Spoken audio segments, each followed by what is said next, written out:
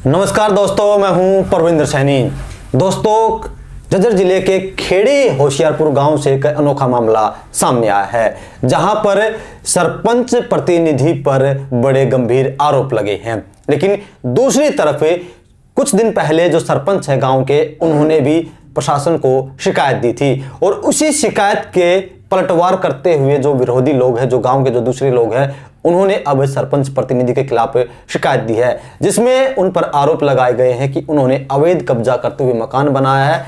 लेकिन ये पूरा मामला क्या है, इसकी तह तक जाने की हम कोशिश करेंगे। हमारे साथ खुद खेड़ी होशियारपुर गांव के सरपंच प्रतिनिधि पवन छिल्लर हमारे साथ है। पवन जी, आपका स्वागत है। नमस्कार प्रवीण जी, और आपके श्रोताओं को भी नमस्कार। पवन जी, जिस तरीके से पहले आपने प्रशासन को शिकायत दी थी कि गांव की जो शामलात जमीन है उस पर कुछ लोगों ने कब्जा करते हुए फसल उगाई हुई है जी, आपने पहले शिकायत दी थी, तो क्या है ये मामला, पहले आप ये समझाइए डिटेल से हमें। परविंदर जी, हमने समाधान शिविर होता है उसमें भी शिकायत दी थी और वीडियो को भी दी थी लिखित में कि हमारे गांव की क्या है, चकबंदी के दौरान, चकबंदी से पहले हमारे गांव में जो गांव शामलात ज़मीन थी उस पे कुछ लोग गिरदावरी भी करवा रखी थी और काबिज थे। तो पूरे गांव ने निर्णय लिया कि उस ज़मीन को छुड़वाया जाए और चकबंदी के दौरान इसमें से खेतों के रास्ते लिए जाएं और अन्य चीज़ों के लिए इस्तेमाल की जाए। तो गांव ने छुटवा दी। गांव ने गिरदावरी भी उन लोगों ने खुद, उस टाइम जो सरपंच था उन्होंने बड़ापन अपना दिखाते हुए, बड़ा चेहरा दिखाते हुए अपने जो परिवार में जो गिरदावरी थी वो भी उन्होंने तोड़वाई। मैं सरपंच का उस चीज़ का फ़ैन हुआ कि भाई कम से कम बड़ा दिल दिखाते हुए कि इसने किया, तो पूरा गांव उसका फ़ैन हुआ उस बात को लेकर और उसने गिरदावरी तोड़वाई, पहल की तो क्या है, पूरे गांव के कब्जे छूट गए जो उस ज़मीन पे काबिज थे। फिर क्या है, 2017 में चकबंदी चालू हुई तो इस ज़मीन में से खेतों के रास्ते लिए गए, खेतों के रास्ते इस ज़मीन में से लिए गए, बची हुई ज़मीन जो यूँ क्यों थी वहीं पर। अब क्या हुआ, उसके बाद इन्होंने अब चकबंदी शुरू करवाने का हमने प्रयास किया जा रहा है और चकबंदी के लिए निरंतर हम घूम रहे हैं। उसके लिए डिपार्टमेंट ने अब प्रक्रिया लगभग पूरी कर दी। तो अब डिपार्टमेंट कब्जे तब्दील के लिए और उसके लिए तत्पर है कि वो करेगा, कभी शुरुआत बहुत जल्द होगी।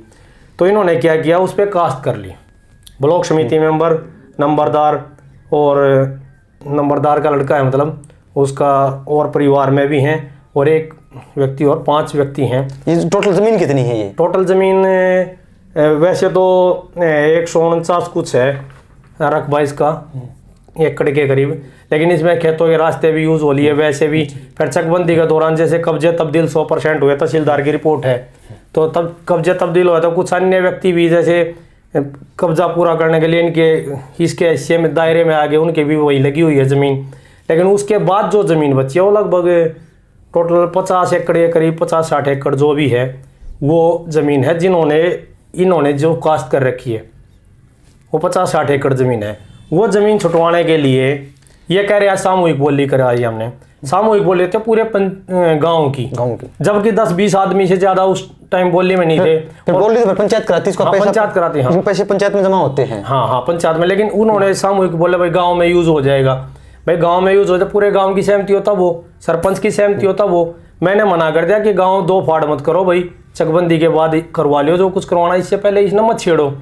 तो इन्होंने ज़बरदस्ती करके और उस पर कास्ट कर ली। अब कास्ट कर ली तो मैंने ग्रीवेंस में भी ये लगाई, पहली ग्रीवेंस में भी लगाई थी, समाधान में भी लगाई। उसके बाद कल ग्रीवेंस में भी इसका दिया है। तो डीसी साहब ने आश्वासन दिया भाई इसमें करेंगे। मैंने कहा, एसडीएम साहब ने, पटवारी जी ने मौके पर रिपोर्ट बना के दे दी कि शामलात दे है, ये फर्द की कॉपी भी है और वो रिपोर्ट भी है। तो शामलात दे की केयर टेकर तो पंचायत होती है। डीसी एसडीएम साहब ने कहा भाई ठीक है, 7 VCL कर लो, ये 7 VCL में हम जल्दी वो कर देंगे। 7 VCL में एक बात होता है, फसल तो लेंगे, फसल ले जाने के बाद फैसला आया तो क्या करेंगे, उसका तो कुछ नहीं है। इसके बाद अब डीसी साहब ने आश्वासन दिया कि हम प्रशासन देंगे और इसको वो आएंगे, इस ज़मीन का कब्जा छुड़वाएंगे। अब कब्जा छुड़वाएंगे तो गांव में शांति का माहौल होगा। मैंने पिछले सप्ताह पंचायत भी की थी, पंचायत में भी ये लोग जैसे मारपीट पर उतारू हो गए, तो अब पंचायत में गांव में शांति का माहौल होगा। किसी का कुछ हादसा हो जाए तो फिर क्या, कौन जवाबदार होगा? उसकी पंचायत जवाबदार होगी। पवन जी, जिस तरीके से आपने जो आरोप लगाया कि जमीन को जो है छुड़वाया जाए, लेकिन अब आपके खिलाफ भी आरोप लगे हैं। हमने देखा है कि एक सोशल मीडिया प्लेटफॉर्म पर आपके खिलाफ खबर चल रही है कि आपने जो है पंचायती जमीन पर कब्जा किया हुआ है, मकान बनाया हुआ है। बिल्कुल। देखिए प्रवींदर जी, मैं इस बारे में आपको एक चीज़ अवगत कराना चाहता हूँ कि पहले जो रोड निकले थे हमारे गांव में, ये है उस रोड का सजरा, आपको दिखाएं, ये सजरा है, ठीक है, ये सजरा है। ये रोड पहले का आप देखोगे, इसमें ये जोड़ है और जोड़ के बीच में है ये, ठीक है। तो ये यहाँ पे मंदिर है और मंदिर के साथ में के यहाँ का रोड जा रहा है, जबकि रोड यहाँ का जाना चाहिए। ये यहाँ का हमारा खेत के, ये हमारे खेत हैं, तो हमारा कब्जा कहाँ तक हुआ? यहाँ तक होना चाहिए। रिकॉर्ड के अनुसार हमारा खेत यहाँ तक ही सीमित है, तो ये कब्जा किसका बच गया? ये भी हमारा बच गया, मेरा बच गया। मैं ये कहता हूँ दावे के साथ कि गांव में विवाद ना फैले। इन्होंने नाले का एलिगेशन लगाया, नाला बेगर पे, गांव में विवाद ना फैले और गांव का कीचड़ निकल जाए। मैंने नाला बगैर पैमाइश के अपनी खेवट में गए यूं ही करवाया कि कम से कम हमारे घर वाले आड़े ना, क्या भाई हमारा यहाँ तक हिस्सा, यहाँ का नाला बना, यहाँ का नाला बना हुआ तो रोड के परली साइड के नाला जाएगा, रोड भी हमारे अंदर होगा। तो मैंने अपनी खेवट के अंदर का भी नाला बना रखा है कि चकबंदी तो होएगी, जमीन पीछे पूरी हो जाएगी। और ये एलिगेशन जो लगा रहे हैं निराधार है। मैं तो कहता हूँ भाई जांच करवाओ, इसकी पैमाइश कराओ। मेरा मकान आता है या किसी का भी मकान आता, प्रशासन कार्रवाई करे। मैं एफिडेविट देने के लिए तैयार हूँ कि भाई कार्रवाई करवाओ। पवन जी, क्या आपने जो शिकायत दी थी पहले, जो जमीन पर कब्जा किया हुआ है, क्या ये वही लोग हैं? क्या इन्हीं लोगों ने आपके खिलाफ ये शिकायत दी कि आपने अवैध कब्जा किया हुआ है? हाँ बिल्कुल। आपने भास्कर का वो फोटो देखा होगा, उस फोटो में वही लोग हैं जिनका ये है, जिसके खिलाफ आपने पहले शिकायत दी थी। ब्लॉक समिति मेंबर है, वही मेन शिकायत करता है। मैं तो ब्लॉक समिति मेंबर को कहता हूँ आप पैमाइश करा के सबूत दो ना, सबूत दो। मैं एफिडेविट देता हूँ, अगर मेरा आए तो फुड़वाओ, कानूनी कार्रवाई करो। आप मतलब तैयार है पूरी तरीके से जांच के लिए? मैं हर जांच के लिए तैयार हूँ, क्योंकि गांव ने 60% लोगों ने मैं बनाया था यही सोच के कि मैं सही हूँ। क्या उनके मान सम्मान को मैं ठेस पहुँचाऊंगा? नहीं पहुँचा सकता। इसके लिए चाहे मुझे कोई भी कदम उठाने पड़े, मैं उन लोगों के मान सम्मान को बरकरार रखते हुए हर पहलू से गुजरने के लिए तैयार हूँ।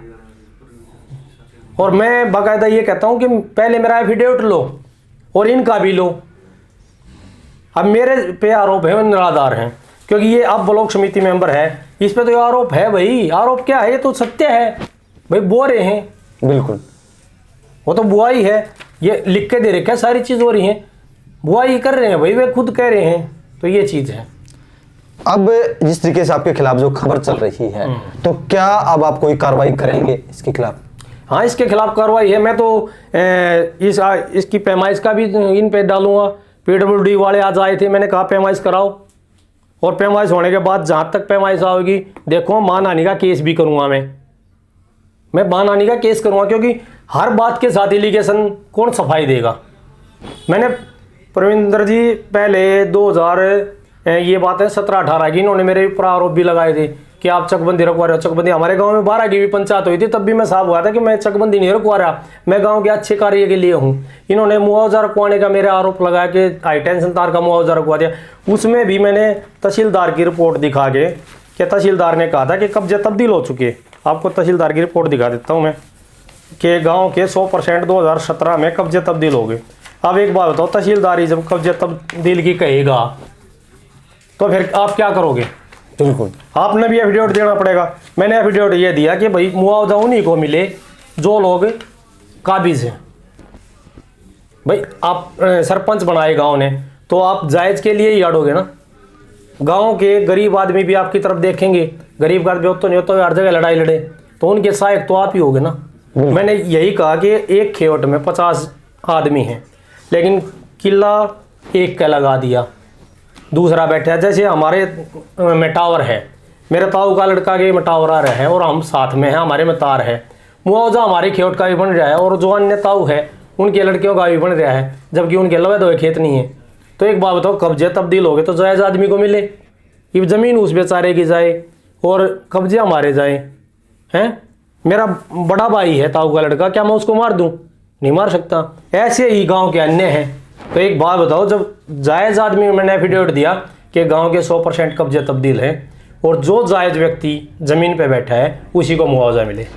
पवन जी, जिस तरीके से आपके खिलाफ शिकायत दी गई है, तो क्या इस मामले में अभी तक आपने कोई प्रशासन के सामने कोई सबूत पेश किए हैं या फिर अभी तक प्रशासन ने आपसे कोई सबूत मांगे हैं? नहीं, प्रशासन का मेरे पास आज जेई साहब आए थे PWD से, उनको मैंने दिखा दिया, वे इसका फ़ोटो ले गए। वहाँ मेरे बयान लेने बयान लो, बाकी लिखित कॉपी शिकायत की मेरे पास जब आएगी तो मैं उस पर कार्रवाई करूँगा। अभी मेरे पास लिखित कोई प्रमाण नहीं आया है, सिर्फ आपने खबर पड़ी है? खबर पड़ी है। जब ये लिखित मेरे पास आएगा तो इस पे मैं एक्शन भी लूँगा, मैं मानहानि का केस भी करूँगा, मैं इनको नोटिस भी भिजवाऊंगा कि आप प्रूफ तो करो भाई। अगर रोड, मैंने PWD को बताया कि रोड अगर हमारी में कह पाया तो PWD पे भी केस करूँगा मैं आप पीछे नहीं हटूँगा, क्योंकि इन लोगों ने इज्जत बहुत उछाल दी। आज बंदा बात कर सफाई थोड़ी देगा। बिल्कुल, ये बात है।